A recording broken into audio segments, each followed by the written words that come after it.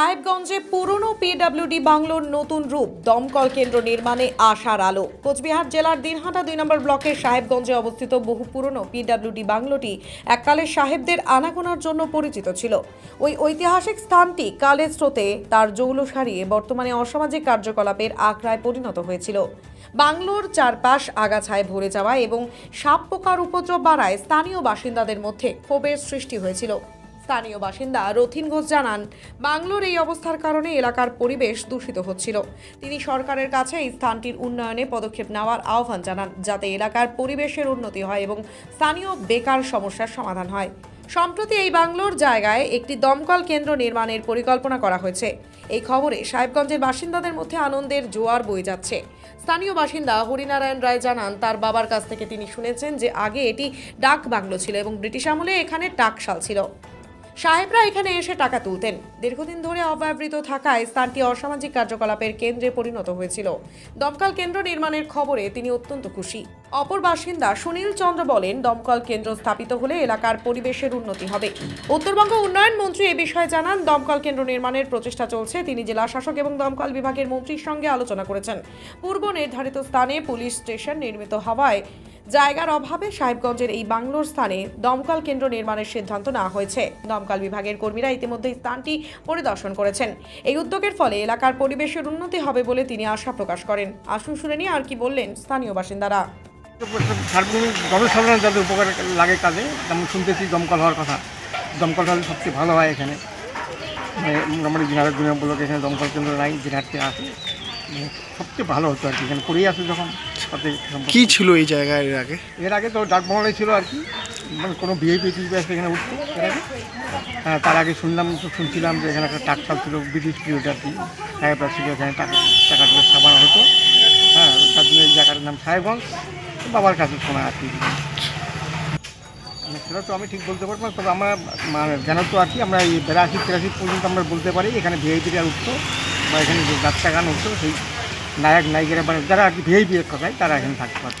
এখন তো কিছু নেই, খাটপাট কিছু নেই। খাটপাট ছিল ওখানে, চেয়ার ছিল, অনেক কিছু ছিল আর কি ওখানে। এখন তো কিছু নেই। আমরা তো চোখে যেমন শোনার কথা আর কি এগুলো। এখন চারপাশে গেট টোট মানে ভাঙা টাঙা হাবি হতেই পারছে না আর কি। কী নাম আপনার? আমার নাম হরিনারায়ণ। এই জায়গাটার নাম আমাকে ঝোপঝাড় হয়ে পড়ে আছে এই আর কি। আর আমাদেরও একটা বেশি একটা কিছু মানে এখানকার যে পরিবেশটাও তো নষ্ট হয়ে যাচ্ছে না। এখানে একটা কিছু সরকারি একটা কিছু ব্যবস্থা হলে খুবই ভালো হতো আর কি। আগে কি ছিল? সরকারি কর্মচারীদের কিছু বেকার সমস্যাও মেটানো যেত এই আর কি। আগে কি ছিল এই জায়গায়? এদের ডাবানোই ছিল, পিডব্লিউডির ডাবানো ছিল এবং সরকারি কর্মচারী পাড়াটাও ছিল এখানটা। দীর্ঘদিন দিয়ে পড়ে আছে, আগাছায় ভরে আছে। আমরা পাড়া প্রতিবেশীরা খুব ইয়েতেই আছে আর কি। এখানকার যে পোকামাকড় একটু অত্যাচার হয়ে গেছে। এখানে আগাছা আছে, কিছু অসামাজিক কাজও হচ্ছে এখানটা, বুঝছো। কত দিন ধরে এখানে বছর কোনো তো হয়েই গেল। এখানে একটা সরকারি কিছু হলে মানে সরকারি একটা কিছু কোনো একটা দপ্তর যদি খোলা যায় একটা ভালো হবে আর কি। কী নাম আপনার? আমার রথিন ঘোষ। এই জায়গাটার নাম কি? সাহেবগঞ্জ। আমরা ইতিমধ্যে ওরা সার্ভে করে গেছে, দমকল ফায়ার, ওর একটা ফায়ার স্টেশন হওয়ার কথা আছে সাহেবগঞ্জে। এর আগে যে জায়গাটা চিহ্নিত করা ছিল ইয়ের জন্য, ফায়ার স্টেশনের জন্য, সেই জায়গাটাতে ওখানে পুলিশ স্টেশন হয়। থানাটা হয়েছে সাহেবগঞ্জ থানা। তাহলে নতুন জায়গা লাগবে। সবাই এটা বলছে যে আমিও সেটা মন্ত্রীকে বলেছি, ডিএমকেও বলেছি। মানে মন্ত্রী মানে ফায়ার ব্রিগেডের যিনি মন্ত্রীর দায়িত্বে আছেন তাকে আমি বলেছি যে ওখানে যেই পিডব্লিউডির যে বাংলোটা ছিল, সেটা তো এখন মানে একেবারে ভগ্ন অবস্থায় রয়েছে।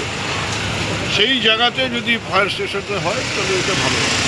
আপনি কি বাইক বা স্কুটার কেনার কথা ভাবছেন? আপনি গাড়ি নিতে গিয়ে ঠকে যাচ্ছেন না তো?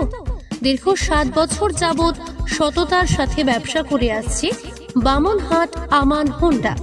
তাই নিশ্চিত মনে এখনই চলে আসুন বামুনহাট আমান হোন্ডা শোরুমে এবং নিয়ে যান আপনার পছন্দের বাইক বা স্কুটার।